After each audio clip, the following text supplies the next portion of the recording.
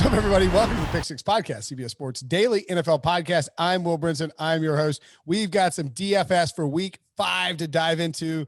Oh, buddy, is it going to be dicey? There are games that could be played, that may be played, that we don't know if they'll be played. So don't set your lineups and not check them again on Sunday. Joining me to do that, Heath Cummings and Frank Stampfl. What's up, fellas? I don't know. Sorry, that's on me. That's on me. No, that's a thing that Will does occasionally. He's just going to ask, and Adam Azer does that too. Just going to ask a question to two people at the same time, and then they're both going to look at you stupidly. I did this is Frank's second time doing the show. Heath and I have done the show for like 3 years now. This DFS fantasy show. That's on me. I own that one. Frank, I'll start with you. Yeah. Congratulations on your Yankees victory. Oh no, the Yankees lost. Crap. Sorry. Well, they lost. So they lost. But we're recording this Wednesday. We'll see what happens. So congratulations to the rest of the world. Yeah. That's right. There's nothing better than trolling Yankees fans on Twitter. Let me ask you. So I was having a conversation with Nick Costas and Eli Hershowitz, is one of the producers over there at You Better, whatever. And Eli was like, the story from this game is Tyler Glasnow. And I was like, no, it's not. We were like, no, it's not. The story is Aaron Boone pulling the starter after one inning and after not telling anybody who's going to do it, and then J.A. Happ getting rim rocked. That's the story. Don't you agree? Yeah, Aaron Boone is just way in over his head. But it's hard to know if it's actually him or if it's like Brian Cashman, who's like actually running the team. Definitely Cashman upstairs. So it's not really on Boone, but his in-game management is just absolutely terrible. Whoever that umpire was home plate umpire, CB Buckner. Man, that guy was basically blindfolded. He was god awful. But the Yankees pitching was bad, so I'm not going to make excuses. This isn't a baseball podcast, but the Yankees deserve to lose. And I don't mind that you guys hate Yankees fans because honestly, for the most part, most of them are pretty terrible people. Yep. It's not a golf podcast either, but I spent an inordinate amount of time talking about golf on here. Heath, how you doing, buddy? How was your Week 4 DFS action? It was okay. Gabriel Davis scored a touchdown, which was neat.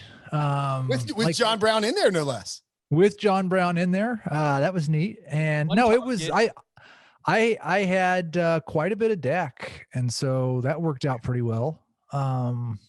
Didn't have as much Beckham as I should have. Good call on that, Frank. But yeah, it was a good week. I had a ton of Beckham, I got to tell you, I'm a little disappointed in myself the last couple of weeks. I think that I've been, and this is not surprising for anybody who listens to this or knows me. I need to get better about doing my lineup. Like, when do you build your lineups?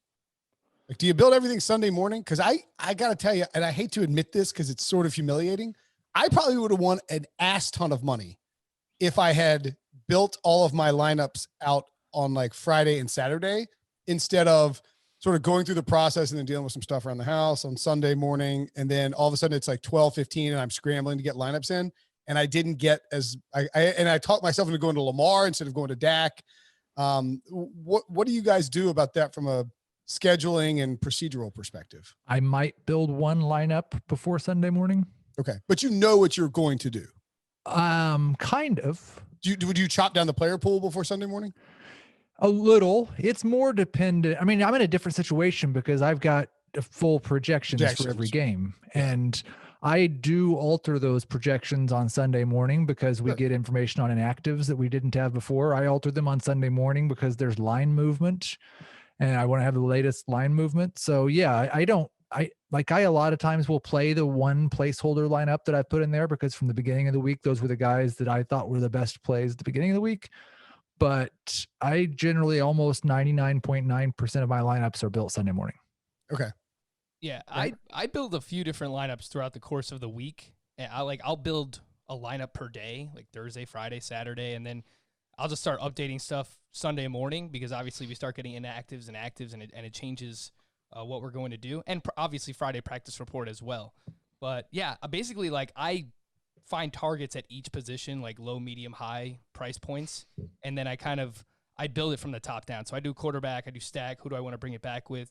You don't always have to stack, but more often than not, that's where the most upside lies. So I'm constantly just building throughout the week. Okay. I mean, I guess my thing, I should have had placeholder lineups in. Like I knew that I wanted to have a Dak. I had like a 3 max entry, right? I wanted to have a Dak. I wanted to have a Deshaun, and I wanted to have a Josh Allen. And then as I talked to y'all on the and I was right, by the way, it ended up being wrong, but I was right. Lamar Jackson was like 5% owned. He was crazy under owned. Well, and he looked like he was lighting it up, and he was going to be a great option. And then Dak Prescott got down 41-14 and had to throw 50 times. So I mean, Dak wasn't even having a great day until he got down 41-14. Right. That's just sort of how it works. Of course, like we probably should have just played Brady. Oh my God. Yeah. Dak was the millie maker, but Brady, you could have won with Brady for sure. Right. All right. Well, let's dive into the week 5. By the way, any other victory laps you guys want to take? Beckham was basically my main one, and I didn't even play enough of it myself. So why don't I take my own advice, Will? You know, I was like, Will Fuller is the guy. Screw Brandon Cooks. I'm not playing Brandon Cooks. And then I still end up playing Brandon Cooks. What is wrong with me? I played no Brandon Cooks. So that's a victory lap I'll take. I had no Brandon Cooks and no Adam Troutman. So yay me. Cooks and Troutman cost me. I got lured in. It's tough. This is another one that I just want to mention because I think procedurally it's important. And we'll blitz through some of the lower games faster later. Joe Mixon pops up on the injury report on Saturday. He was in the Millie Maker lineup. You probably needed Joe Mixon to make any real money in a GPP this weekend. And because he put up like 40 points, 45 points maybe, but he's on a chest injury on Saturday. And then I think Saturday night at like midnight, Adam Schefter maybe tweeted Mixon is going to be a go, expected to go. And he wasn't on the inactives. Do you guys find yourselves more willing to press the gas on a guy like that because he's probably going to be under-owned, or press the brakes because it can burn you so badly if he's limited in snaps? I think it's a case-by-case basis, and I think looking back on it, the fact that Joe Mixon I believe he was sub 6K. I think he was 5,600. Just knowing that it was a pretty good matchup against Jacksonville. Great matchup. And his price point and the fact that he was likely still going to see at least 15 touches in hindsight should have had more exposure, but it's so much easier to say now once he had 3 touchdowns, obviously. This was one of the frustrating things for me because I actually had Mixon in my Burrow lineups. Not a lot of them, but some of them. And I had Mixon in my Minshew lineups. Not a lot of them, but some. And those were both fine. I did not have one Joe Mixon in my Dak lineups. That's where you need but also, like, it kind of like it made more game flow sense to have him in the other two than it did with Dak. So sure. And I had the other mistake I made was I went with Zeke over Dalvin Cook. Which, hindsight, I guess, whatever. And I'm not saying I should have faded Kamara because I didn't. I had lots of Kamara. Mm-hmm. But I mean, in hindsight. Well, but that's like also it's good. You can't learn something from everything that went wrong. Yeah. Like Kamara had a pretty good day and Latavius Murray had 2 rushing touchdowns. Right. So like, I don't really think that was right. Yeah. No. I mean, Kamara was 60% owned or whatever it was, and he had a good day. And if he converts those 2 rushing touchdowns that Latavius Murray gets and you don't have Kamara, you're not cashing. So, All right. Let's get to the games for week 5. Sorry. I do think that's helpful though, to sort of review and you have to do that. That's a big part of the process. Raiders at Chiefs. The Chiefs implied total is probably going to be 35 by the time this podcast ends. Chiefs are minus 13, over under 56. Absurd if you don't follow those types of things. 34.75 is what I've got it at right now. And I feel a little wishy-washy about it. I think Clyde's the best play in this game. And we should mention on this game that you better have a contingency plan. The Raiders have a positive test. And Stephon Gilmore was last seen hugging Patrick Mahomes, and he has tested positive as well. Yeah, that makes me sick to my stomach, but it's true. Do you think Belichick did that on purpose? No, I think it's really hard for these guys. I think it's really hard for these guys to process that it's okay to tackle each other for an hour or 2, but you should not be giving hugs after the game. Right. And it's a difficult thing to justify. But as you point out, Clyde Edwards-Helaire, a potentially fantastic option here. Yeah, if he's not great in this game, I might actually start getting a little bit worried about whether he was going to be worth a first-round pick. But he should be great in this game. The Raiders have given up more fantasy points to running backs than any other team in football. All systems go with Clyde. Yeah, I agree 100%. He's 6,800 this week on DraftKings. It's a great matchup. I feel like it's coming for him. Plays on one of the best offenses, sees mostly all of their red zone opportunities, and Las Vegas is allowing 5.4 yards per carry, 7.8 receptions per game, and we saw Kamara, Burkhead, and McCaffrey all have massive games against them, so really like CEH. Yeah, and again, CEH, I need to look at what the pivots might be. Let's say hypothetically you sort of plan your week around CEH, and for whatever reason, this game is canceled. And obviously, we hope that is not the case because that would suck really badly. But let's say hypothetically that the game doesn't go on as we expect it to. Do you have a preferred pivot off Clyde Edwards-Helaire? James Robinson 6,700, Miles Sanders 6,500, Kareem Hunt 65, and Melvin Gordon 64 right below them. Mike Davis 64 as well. Yeah, the answer is always Mike Davis. Oh, okay. No matter what, 6,400. So I still think his price is not high enough, but I think Mike Davis, Kareem Hunt for sure in play if something happens to that Chiefs game. The problem is I'm not going to be able to use Mike Davis because I'm already going to have I can't play two Mike Davis. Mike Davi. That would be great if you could. But no, I'm going to probably have all of the Mike Davis. And I think Sanders would be it, although I really like Jerick McKinnon if Mostert's not back. So that one as well. Kareem Hunt, we'll get to that later, but I'd really like to make sure that he gets a full practice in this week because otherwise I'd be worried he's just still splitting. Okay. All right, let's move. Are you playing Josh Jacobs here? Are you playing any Derek Carr? Any interest in running it back on the Clyde stack? Darren Waller? I love Waller. I think if you're looking at paying up for a tight end this week, 5,900, he's fifth in the NFL in target share, 29%. It's a great matchup against KC. I think Waller's probably my top-ish tight end play this week. Yeah, I will run it back with Waller. I'll have more Waller than Kelsey. I'll probably have a couple of Waller-Kelsey lineups because that should be unique. Oh, fair. Will you play Mahomes at all? I don't love it just because game flow, like it could happen. It could happen any game. I think like he's always in play for GBP, but just in general, I don't love it as a 13-point favorite. I do not plan on having any Mahomes currently. In two games where they have dominated, or at least one by double. I guess they beat the Ravens by double digits, and he threw a bunch too. But I mean, he's got two games where he's got 32 or less passing attempts. And it's hard. It's just hard to pay off the salary as the second highest price guy at the quarterback position if you're only throwing 32 pass attempts. Yes. Okay. Moving along. Jaguars at Texans.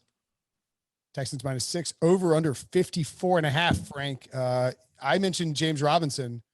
I don't think it can be overstated enough. And maybe there's a dead cat bounce here because they fired Bill O'Brien. But the Texans rush defense and the Texans defense in general is just horrible. Yeah, I think it's easier to say who not to play in this game, basically. I love this game. The total's 54.5. I think that this could be like a Deshaun Watson unleashed game, like a big, middle finger to Bill O'Brien. I just think it could be a massive game. 6,900 is the price for Deshaun Watson. He's the sixth highest priced quarterback. The Jaguars are dead last in pass defense, DVOA. CJ Anderson, their first round cornerback, is banged up, so see if he practices this week. I like Fuller at 6,600. I don't love it, but obviously if you want someone to pair with Deshaun Watson, I think that makes a lot of sense. David Johnson, he's $5,200. Joe Mixon just had 180 total yards and 3 touchdowns against this Jaguars defense, so I think David Johnson's in play. James Robinson, it's a good matchup. 6,700. There's a lot of running backs in that range. People might fall asleep on him, but 15 to 20 touches, I think it's a pretty safe floor as well. The Texans defense is not good. DJ Chark, really like 6,500. 9 targets, 2 touchdowns last week. Like I said, it's harder to find players that you don't like in this game. Laviska Shenault is only $4,500, which is a really, really good price point, but he has not played more than 68% of the snaps in any game this season, so that does have my attention, but I would say Watson, David Johnson, and DJ Chark are probably my 3 favorite plays from this game. Yeah, Watson Fuller will probably be my most common stack. I might, like, you know me, and I said it last week with Chenault, I'm probably going to have some Brandon Cooks this week because like I love it when a guy's chalk and is just complete goose egg and nobody's going to play him the next week. Like there is a good chance that I will think the same thing, fire up a lineup, look at Brandon Cooks and say, I can't do it. I can't do, like, no, Brandon Cooks, you burnt me last week. I can't do it. Yeah. And that's like, I like that a lot. So I'll just throw him in a lineup too. No, I look, this is a game where people, I'll load up on James Robinson this week. I will have a lot of James Robinson. The problem is though, like we just talked about, Mike Davis still underpriced. Mm-hmm. Clyde in the smash spot against the Raiders. Jerick McKinnon if Mostert's not back. Like it's going to be hard to just completely fade Zeke. Like there's only so many running backs you can play. But that means James Robinson's going to be like 5% and he gets the worst rush defense in football. He might be. He might be. I mean, like I went back and watched. So I wrote for Sorting Sunday Pilot, wrote this big thing about the Texans and how Bill O'Brien was going to be on the hot seat. And then before I could send it into the editors, they fired him. So I had to go back and completely redo it. But I went back and watched the whole game. Like on Dalvin Cook's first touchdown run, he has no less than 4 giant traffic lane size holes to run through. I mean, and maybe the Texans come out angry because they fired Bill O'Brien. We'll see. But I think it's certainly a good matchup. This is one we will be targeting. Giants at Cowboys. I mean, the Cowboys how can you get away from Dallas in DFS? You cannot, and you should not. And I don't know why you would even want to. Cowboys -9 over under 54. By the way. Like play all the Cowboys and run it back with Slayton or Evan Ingram. At some point, Evan Ingram is going to catch the football, I think. He has been so bad. I think he's at 4.4 yards per target right now. That's Carlos Hyde territory. That's incredibly low. And it's part of the problem is they are giving him the Jason Witten routes. His average catch, I believe, is 3 yards downfield. He's a seam guy, and they're running him on the little Witten. But the bigger problem is he's not catching them, and when he does, he's just falling down like Witten. Like they said, we're going to give you the Jason Witten routes, and he said, "Okay, I'll catch it and fall down." Yeah, I love Evan Ingram in this spot. You're right, but the target share has been like the opportunity is there for him. It's a great matchup going up against Dallas. He is $4,600. He leads the Giants with 21% of their target share. It's Waller and Ingram for me that I'm very excited about this week from the tight end position. I think this is a big Zeke game. I think that they're playing with a lead, which hasn't happened often, and he has a safe floor. He's had at least 17.8 DK points in every game this season. So if he has one of these games where he touches the ball like 25 times and scores 2 touchdowns and you don't have him, that would be a mistake. I think you have to have at least some Dak just based on the way this offense is playing. And I actually prefer CeeDee Lamb. I think he's pretty sneaky. 6K, plays in the slot. The Giants just allowed a slot touchdown to Cooper Kupp, and they allowed 2 slot touchdowns to Juju in week 1. So I kind of like CeeDee Lamb this week. So basically, I don't think we need to talk about any more games because we have to have some Dak. We have to have some Watson. We want some Minshew. We've got 7 running backs we've already found that we're going to play, and Will Fuller and CeeDee Lamb.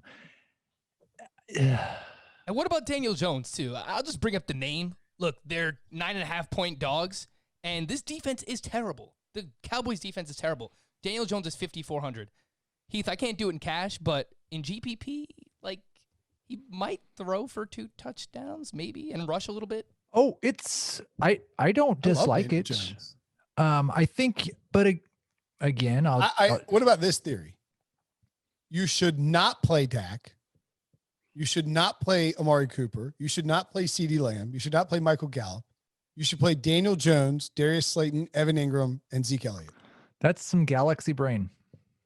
I kind of like it. I kind of like it, Will. It's like you're getting involved in a potential shootout with a contrarian move, and you still get access to the game without having to like have the high ownership, which we assume as surely 3 weeks into Cowboys win millions of dollars for people in DFS, the Cowboys will finally beat, like Dak was 7% last week. I mean, again, it's my fault. I didn't get on Dak either, but like, I mean, it's crazy.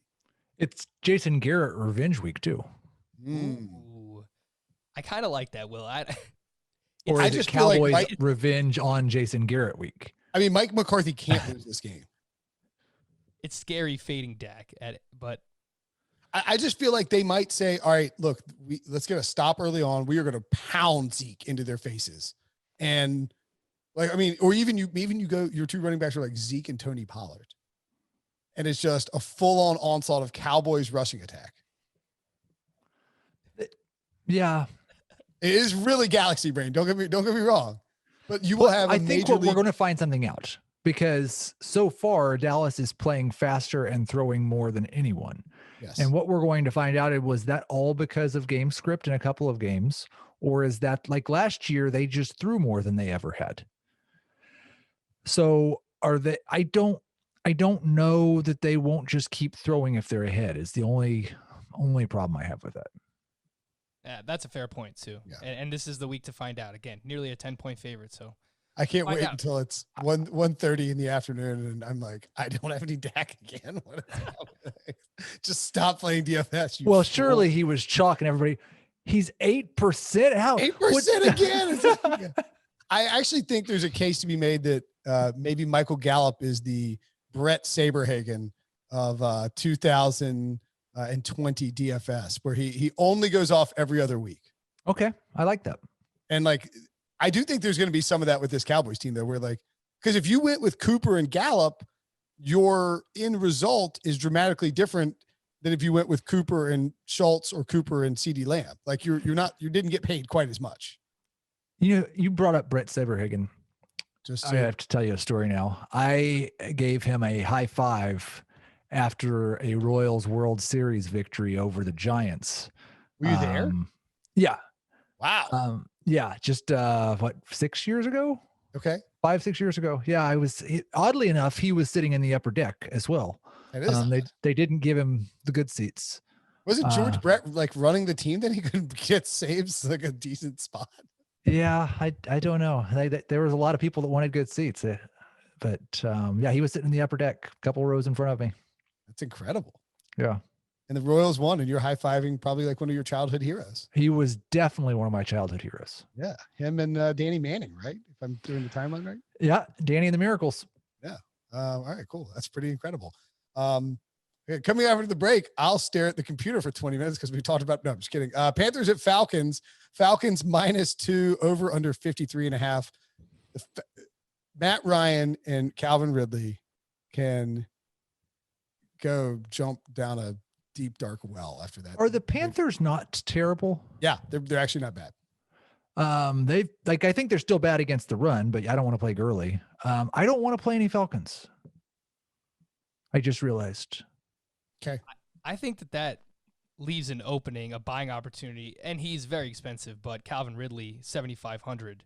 It's risky for sure, but I mean, look, if anyone likes Bridgewater and the passing game stacks here, DJ Moore is 6K, Robbie Anderson's 5,900. I'm sure everyone who's played DJ Moore all season long is going to be off of him, so that creates a buying opportunity as well. If you want to bring it back with someone, Calvin Ridley. That's fair. I will Bridgewater is one of my top 4 quarterbacks right now for the week. So I will definitely have 20 or 25 Bridgewater lineups, and there will be some Calvin Ridley, some Hayden Hurst sprinkled in on the other side. But that's the only time I plan on playing them. Just remember the name. Olamide Zacchaeus. Min price, 3K. UVA legend. He was their number 1 wide receiver against the Packers on Monday night. I mean, I think do you think that surely the showdown crowd carries over into the following week, right? So like for instance, I personally feel burned by Calvin Ridley, who torched a pretty good showdown lineup I had with Aaron Rodgers and Robert Tonyan and the Chiefs defense. And so I'm bitter against Calvin Ridley coming into this week. So, it's fair to consider that like a consensus thought process, right? Well, and especially because Calvin Ridley is more expensive than several receivers that will be projected for more fantasy points than him. Right. So I don't think Calvin Ridley will be chalk at all. Yeah. The one concern I have is that it's not so much of the Panthers. Derek Brown is a monster. Brian Burke is coming on pretty strong too. The Kawan Short's playing pretty well in there. The Panthers have a pretty good defensive line is my point. And I think the Falcons offensive line might be terrible. They're also top 5 in run rate on first and second down. Where is Dirk Cutter and what have you done with him?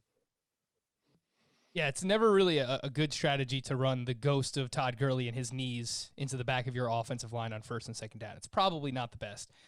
With that being said, not really interested in him here. He's very touchdown dependent this year. He has 4 touchdowns. He has 4 receptions, so not catching the ball at all. They're not really throwing the ball to him, so it's not his fault, but that severely limits his upside. Of course, we spoke about Mike Davis. I think must play. 22 or more DK points back-to-back weeks. Ton of targets. He's poor man's Christian McCaffrey. You got to use him. 6,400. Not even that poor.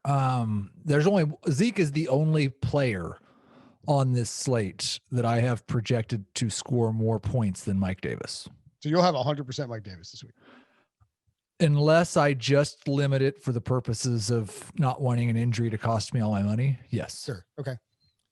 Fair enough. Bengals at Ravens. The Ravens are minus 13. The over-under is 51. We talked about, by the way, the overs last week. Every one of them except one hit in the early slate. And then for some reason, all the unders hit after that. From there on out. It was very bizarre. Bengals at Ravens, minus 13, over under 51. Lamar Jackson, the highest priced quarterback here. Oh, I played him last week and he was good, but I think the same rule applies here that I should have thought about against Washington, which is he's such a big favorite that there's a pretty good chance he won't score any DK points in the fourth quarter. So as Dak Prescott was throwing 5 touchdowns, Lamar Jackson was watching Robert Griffin throw interceptions from the bench. Yeah, but Cleveland's better offense than Washington is. Cincy is a better offense. So is Cleveland, but they're playing Cincy, so that's probably more relevant. Yeah, I'm going to have some Lamar. Okay. Probably not any Ravens running backs. A little bit of Marquise and Mark Andrews, but again, this is one of the quarterbacks where I don't feel like I need to stack as much. I didn't stack with Mark Andrews last week either. So. You didn't. Yeah.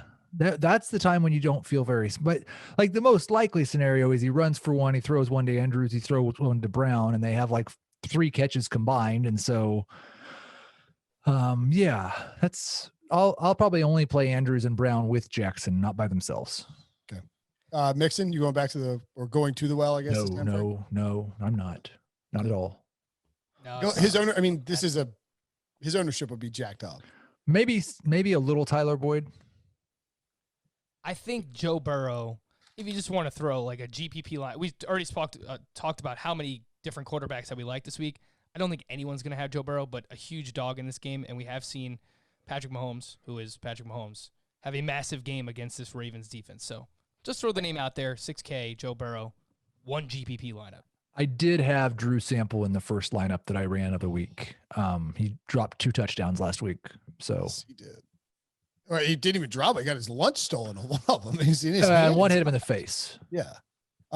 36, 61, 44, and 36. Those are Joe Burrow's passing attempts. The first rookie in NFL history, I believe, to have 3 straight passing games of 300 yards or more.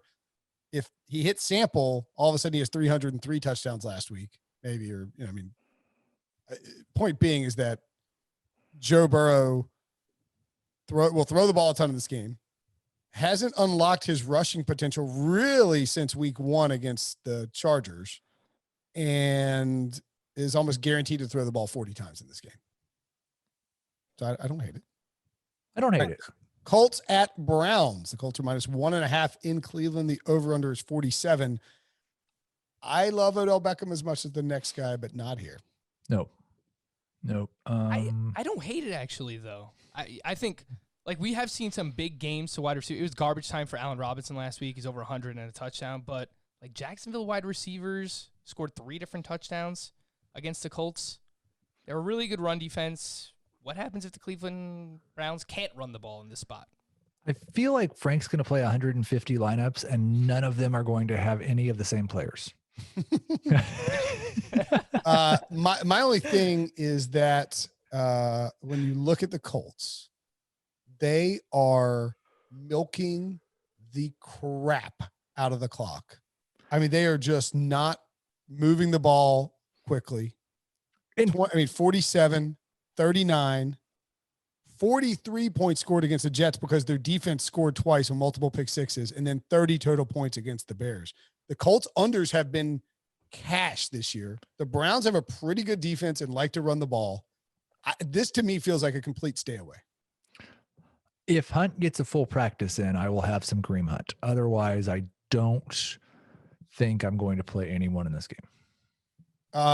Jonathan Taylor was very disappointing. I almost hope Jonathan Taylor doesn't have a good game against Cleveland, so we can play him next week against Cincinnati. Okay. The Browns. Yeah, I don't love Jonathan Taylor's usage has gone down. His snaps have gone down each of the past 2 weeks. I keep waiting for Jordan Wilkins to not be a part of their offense. I thought it was just like a few blowout games, but no, he's actually just a part of the offense, and that's affecting Jonathan Taylor. So I am out there at 6,200. And for the purposes of season-long leagues, buy low on Jonathan Taylor. I think so. Yeah. He gets the Browns this week, who are good against the runner, haven't allowed a ton of rushing yards.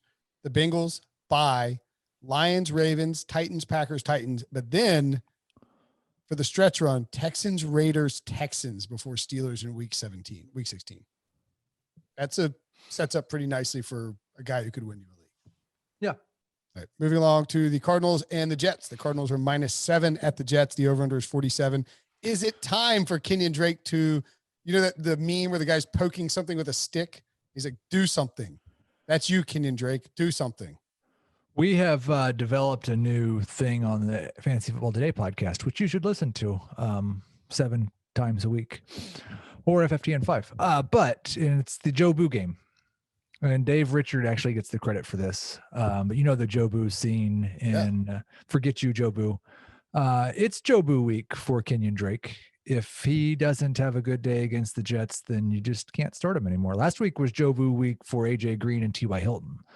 And that didn't work out so well. Yeah. Look, Kenyon Drake, you have to make sure that he's 100% healthy as well. It sounds like he is, but he is on pace for 20 targets this season. That's just not going to get it done. Chase Edmonds is stealing some of those targets away, and more often than not, Kyler Murray's just taking off and running. So I don't really love anybody in this game. It could be one of those where Kyler Murray just comes out and embarrasses the Jets and just runs all over them and throws a few touchdowns, and it's just a get-right week for the Cardinals in general. But outside of that, don't think you could play any Jets with Joe Flacco as the quarterback.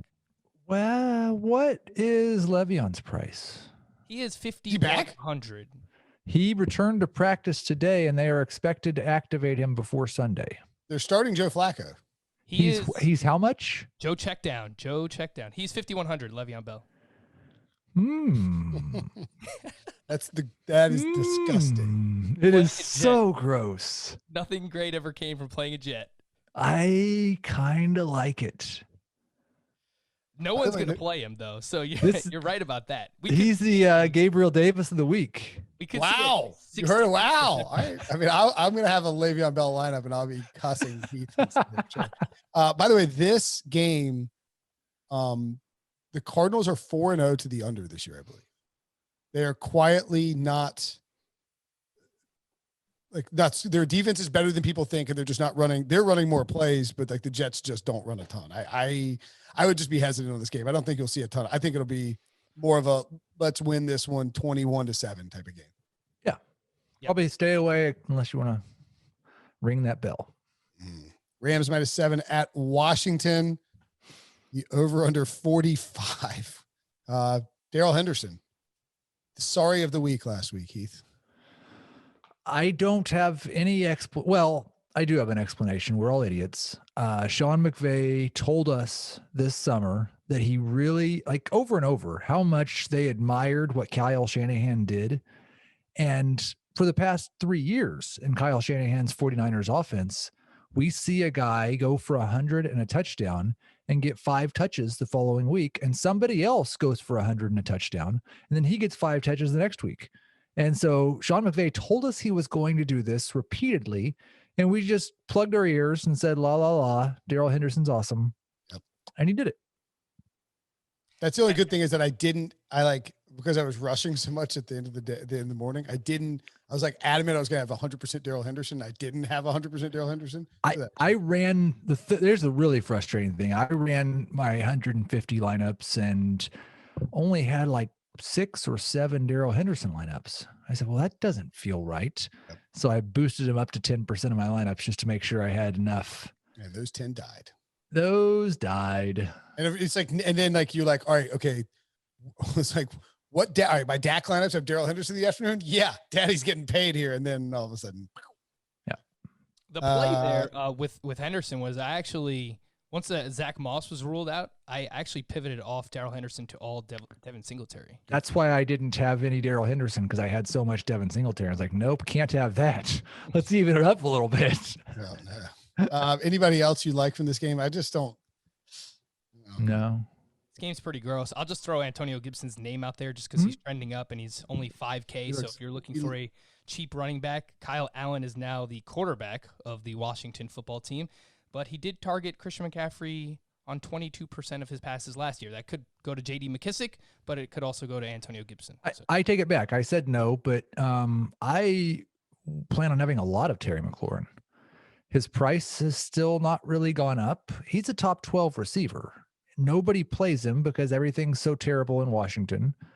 Now he's got Jalen Ramsey. Well, he just hung like $120 on Marlon Humphrey and did the same to Patrick Peterson earlier in the year. I don't think it matters who he's playing. Terry McLaurin. And I think he played Darius Slay in week 1 too, didn't he? He did. That game wasn't quite as good, but yeah. Okay. Eagles at Steelers. Steelers -7, over under 44. No. I don't love this game really at all. I mean, really low total, obviously.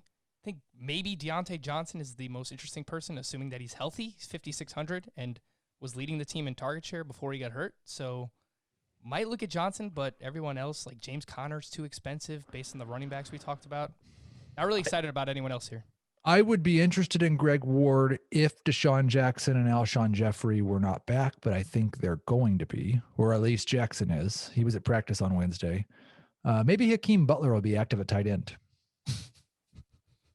It's unbelievable. I don't mind Juju here, but that price is pretty expensive too. So I'm out. I don't have any interest. I would talk up Zach Ertz as like a contrarian play, but for Waller for $200 more, I'll just go in that direction. Let's take a quick break, and when we come back, we will discuss games that don't have any lines yet. So Broncos at Patriots. These are partial Corona games and partial. There's only 3 games left, but partial Corona games and partial Tua games, I guess. Broncos at Patriots. The Patriots. Stephon Gilmore has tested positive for coronavirus, COVID-19. Cam Newton is negative. I don't see how on earth you could trot him out there against Denver, like less than a week after they announced, or like 8 days after they announced that he had tested positive. That feels that would be like leaving the hospital after testing positive with coronavirus and going back to your office/home and having people take pictures of you on the balcony of your office/home with no mask on. That would be insane. Yeah, I'm not going to go there with this game. I just don't think you can do anything with this game. No. No. Like Chiefs Raiders, at least, you're investing like, so like you don't want to go get, Devo just wrote edit out, edit. You don't want to like with Chiefs Raiders, if let's say you put in Clyde Edwards-Helaire, and then that game gets canceled on Sunday or Saturday or whatever it is, you can easily pivot there. If you go and get Rex Burkhead as like the flex option in your lineup, you're not going to have as many positive, like plus choices. You're going to have to make a weird decision or rejig or something in your lineup. So to me, is Damian Harris the minimum? He is 4,300, and I was just looking at him because he's probably the most interesting player in this game based on his price and potential upside. On FanDuel, he's 4,500, which is the minimum at running back. So maybe makes like if things went really positively, like the Patriots have already canceled Thursday's practice. Right. So earliest they're practicing is Friday. So we'll know more then.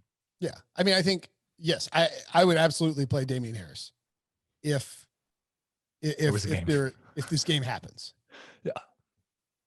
But nobody else any interest. Well, if Gilmore's out, would Jerry Jeudy be interesting at 5,400? A little bit. Okay. We don't even know who the quarterback's going to be.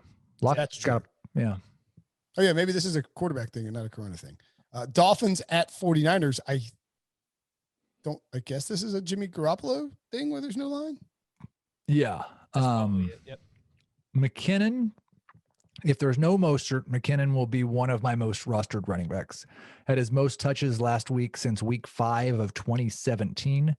And basically, whoever the starting running back is for the 49ers is going to get a 5-yard head start on every play. And it might be 7 yards against the Dolphins. So yeah, definitely McKinnon if Mostert's out. And Kittle will be my cash game tight end. Do you prefer Kittle? Who do you prefer to be the quarterback for Kittle? Because I don't care. Okay. He has 15 targets. He's going to get the 2-point conversion with Mullins, and he's going to get 25% of the targets no matter who the quarterback is, I think. All right. Yeah. Any interest in Devontae Parker and Ryan? No Fitz Devontae stack this week, right? Not for me. No. Richard Sherman expected back too. Oh, okay. Worth noting. Good call. Bills at Titans. I mean, it's hard to see this game happening. The Titans are in hot water for practicing, doing a walkthrough at what was the school? We used to play him. My high school used to play him. Montgomery Bell in Nashville. It's a prestigious private school in Nashville. Used to play Macaulay. And I just can't see this game happening with more Titans positive test. No. But if it does, I can't play. Like, the Titans haven't practiced for 2 weeks. Right. So the only Titan I would even consider would be Derrick Henry, and probably not. On the Bills side, I don't really think I want to. Josh Allen and Stephon Diggs have been awesome. They have, and Diggs will, like, I just don't think this game's going to happen. I think, well, that's the problem is, like, I mean, you start out your lineups by building out quarterback wide receiver stacks, right? Most of the time. Like, that's sort of the central focus of it. And if you start out a lineup with Josh Allen, Stephon Diggs, you're spending the entire time leading up to Sunday wondering, will this game be played? Now, conversely, in the same vein as Joe Mixon has chest issues on Saturday, I would guess that Josh Allen's going to be less than 5% owned. Yeah, he is. Yeah, I look, if the game happens, then sure, I'm definitely interested in Josh Allen. 288 or more passing yards in every game this season. He's just a new quarterback, completing like 71% of his passes. Crazy. And the Titans have allowed some big games to Minshew and Kirk Cousins as well. So, I would definitely be interested in Josh Allen. It's just, is this game going to happen? Obviously, if there's no Zach Moss and this game happens, then Devin Singletary at 5,900 would be in play as well. Diggs too? Yeah, Diggs for sure. Okay. This is my favorite Josh Allen stat. 8 different quarterbacks have already rushed for 100 yards this season. Josh Allen's not one of them. Wow. The rushing is yet to be unlocked. It's crazy. He might have a 50-point game in him if he goes nuts rushing. He has rushing touchdowns. I believe he scored. Yeah, he just hadn't run the ball. Well, he's only averaging 3 yards of carry. He's only running in the red zone. He's got 25 attempts, but yeah. Okay. Yeah, steer clear of the Titans. And I was sitting there thinking, I was like, man, I really like Kirk Cousins this week because he's against a poor Seahawks defense. Why didn't we talk about that earlier on the slate? And that's because it's on Sunday Night Football. Vikings at the Seahawks. Seahawks -7 at home. Over under 57.5, a very robust total. What do you think about showdown in this spot? Dalvin and the Seahawks. Yeah. Dalvin captain, run it back to the Seahawks. The problem I don't disagree with Cousins, but they lost by 2 scores to the Packers, and he threw 25 passes. They lost by 3 scores to the Colts, and he threw 26 passes. They lost to the Titans. He threw 27 passes, and their head coach said, we're going to have to open things up. And so then he threw 22 passes against the Texans. In his defense, the passes against the Texans, he led the league in intended air yards and was second in the league in completed air yards in week 4 against the Texans. Now, maybe that's more of a Texans thing than an open things up thing. Zimmer's not going to open it up. He doesn't care if he's losing. He doesn't care what's happening. He's just going to shorten the game. Well, how weird would it be if you play the Vikings pass catchers but not Kirk Cousins? Like, is that out of the realm of possibility? Because, like their target distribution is so condensed. It's like Adam Thielen, 34% of the targets, Justin Jefferson, 21%, Jefferson over 100 yards, 2 games in a row. And they're 7.5-point dogs. So I can see both of those guys having pretty good games against this Seattle secondary. Yeah. I don't dislike that. There has to be some sort of contrarian showdown option here where you go with you play for the under. And I don't know if that's you start Chris Carson at captain or Dalvin at captain. It's one of those two. I think the other thing would be including Jason Myers, because the only way you play for the under is if Seattle has to settle for a few field goals. Yeah. Yeah, which means you probably want Dalvin Cook as your captain. That's correct. That means Minnesota's in the game, so they're running it a ton. Yep. Dalvin's getting some yardage. And if you're playing that, you probably want to toss Alexander Madison in there too, just in case. Maybe. Should be super cheap on the showdown. I haven't even looked at it, but yeah, I mean, I think, I don't know that that's I'm not saying that's the play if you're doing the showdown, but the chalk is going to be all Russ and the pass catchers, and then bringing it back with, as many as you can get of the Vikings. And I just don't know that that's necessarily how it plays out. All right. Any good beer for you guys lately? Nothing extravagant for me recently. Do you guys have just a generic go-to beer? Because I drink a lot of Peroni. It's like green bottle Italian beer. Yeah. That's usually the go-to for me. Does Coors Light count? I love Coors Light. That's fair.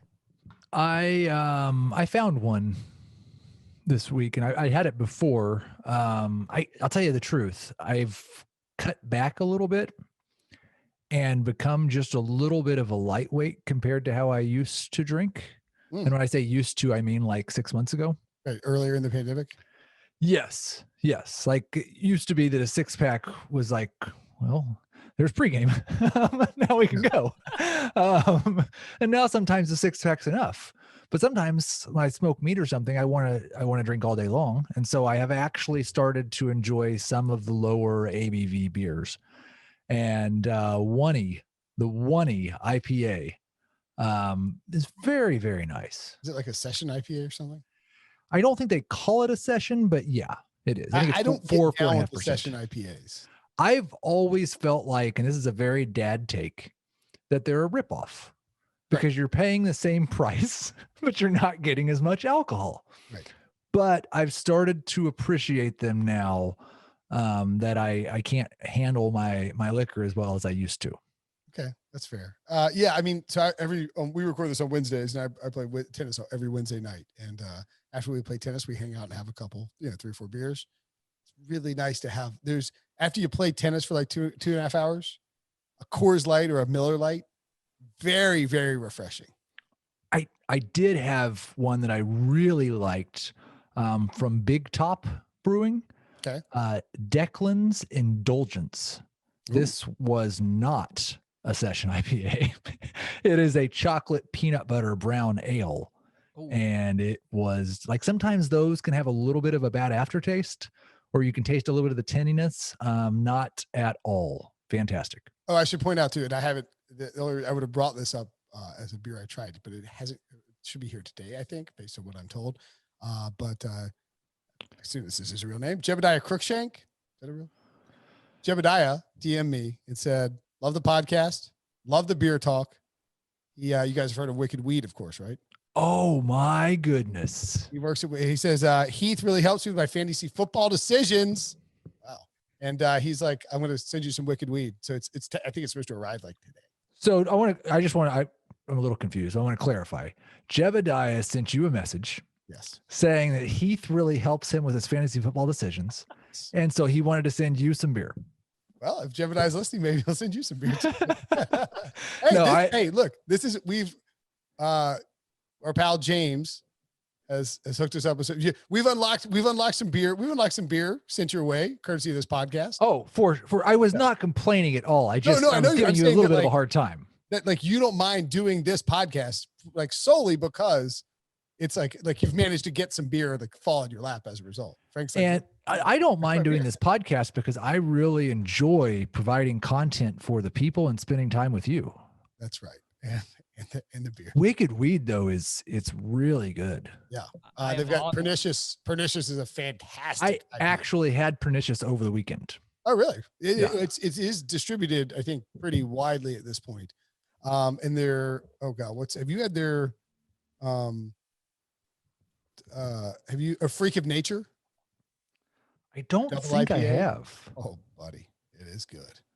We'll see what arrives. And they also, I noticed this at Total Wine the other day. Wicked Weed has a stout collection that's out, a dessert stout.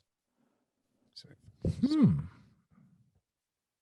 Apologies, I never heard of this website. I just went to it now, or brewery. Yeah.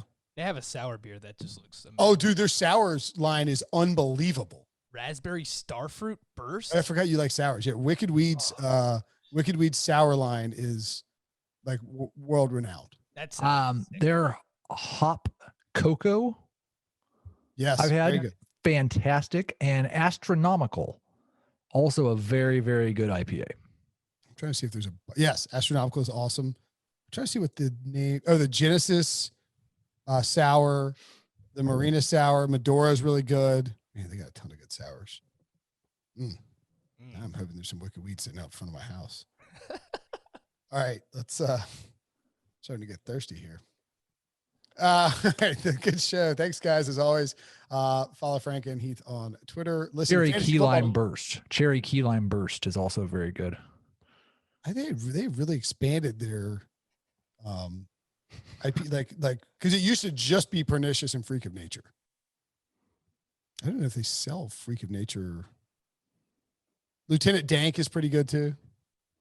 They got good beers. Okay. Yeah, Freak of Nature's in cans now. What? All right, I didn't even realize that. Have to get on that. All right, let's get out of here. Thanks as always, guys. Great stuff. Let's go win some money this week.